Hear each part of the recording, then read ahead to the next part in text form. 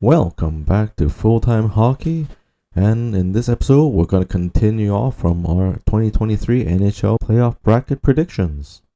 Well, let's jump right to it. Our first match will be in the Western Conference between the reigning Stanley Cup champions, the Colorado Avalanche, and the Seattle Kraken. The Avs finished the season with 109 points, getting first place in the Central, and the Kraken with 100 points, finishing 4th in the Pacific and getting the first wildcard spot. However, in the 3-game season series, the Avs actually just only won 1 game, whereas the Seattle Kraken won 2 games out of the 3. This year, however, there are quite a few notable injuries to the Avalanche's lineup. As you can see, the Makar, Landeskog, Manson, Helm, and Cogliano are all out. Some are day-to-day, some are in IR, so we're not sure what time they'll be returned back to the lineup for the playoffs.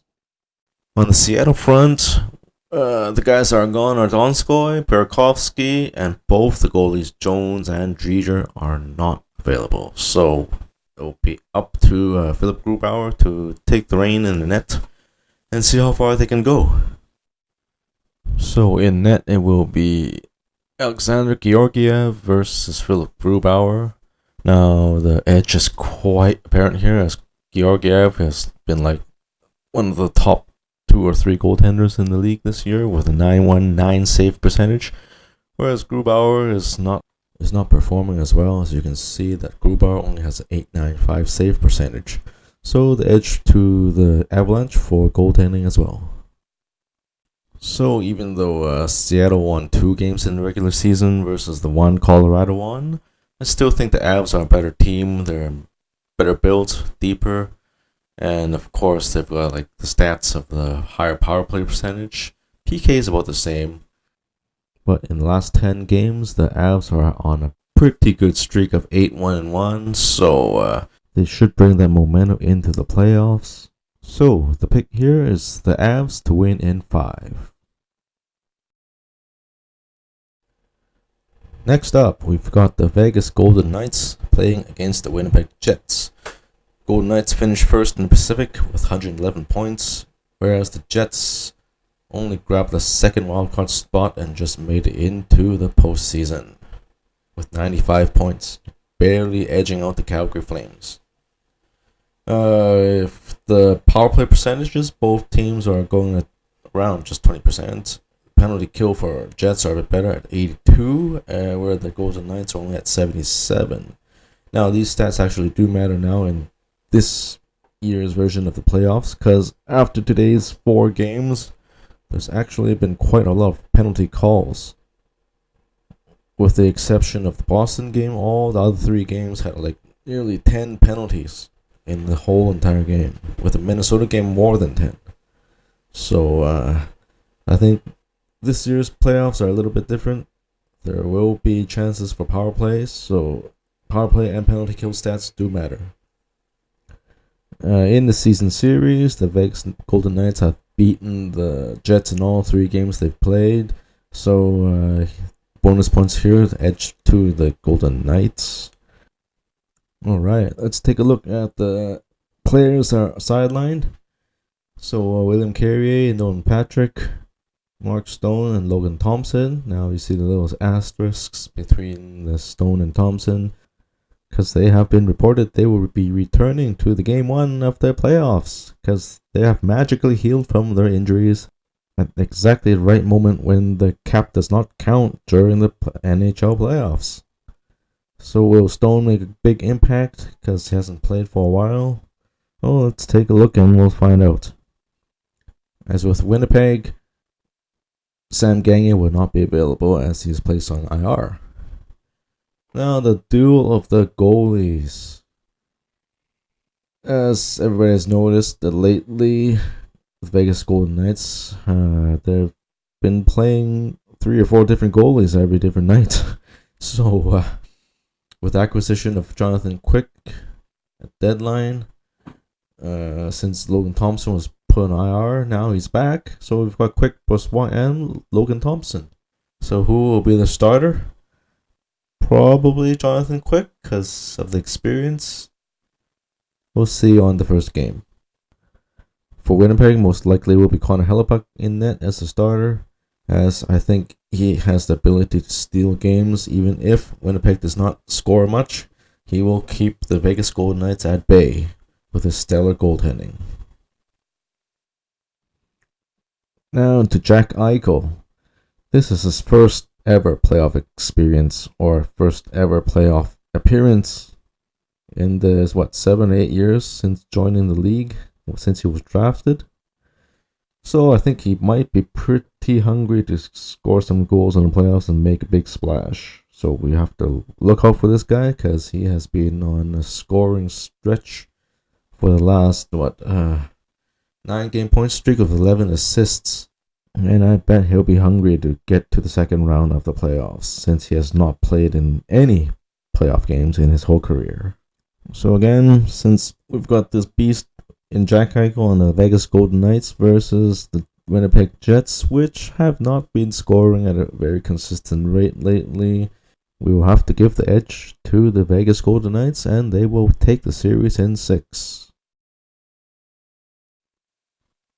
Okay, next up, we've got the New Jersey Devils against the New York Rangers. Now, last year, the Rangers were already making a splash, and they made it all the way to the Eastern Conference Finals. This year, New Jersey, surprisingly, has become one of the powerhouses of the league. And they've added a few stars like Timo Meier at the trade deadline and made things interesting. The season series between the New Jersey Devils and the Rangers have been won by New Jersey, surprisingly, 3-1. So this series will be interesting as we got a dominant 5-on-5 New Jersey's team versus a New York Rangers team with Igor Shesterkin in net. Injury-wise, is excellent news for both teams, as both teams have their full lineup intact. Nobody has been sidelined or placed on the IR. Now let's take a look at the star power on both of these teams. So for the New Jersey Devils, we've got the highest ranked player here between two teams on Jack Hughes, ranked number 12 on this year's regular season point standings with 99 points. Next in line is Nico Hischier, the captain, ranked at number 30 with 80 points, and then defenseman Dougie Hamilton, number 46 with 74 points. Jesper Bratt, number 52 with 73 points, and the new addition Timo Meier with 66 points, sitting at number 70. Okay, now on the other side, the New York Rangers. Their star power rankings is pretty good too. Ranked at number 17 overall, we have Artemi Panarin with 92 points. Then right after him is number 18, Mika Zibanejad at 91 points. Then we move next to a defenseman at number 57, which is Adam Fox with 72 points. Okay, and then comes the trade deadline acquisitions. Big name, Patrick Kane. So he wasn't doing too well in Chicago, so his overall point numbers are not very high. So at number 104 with 57 points.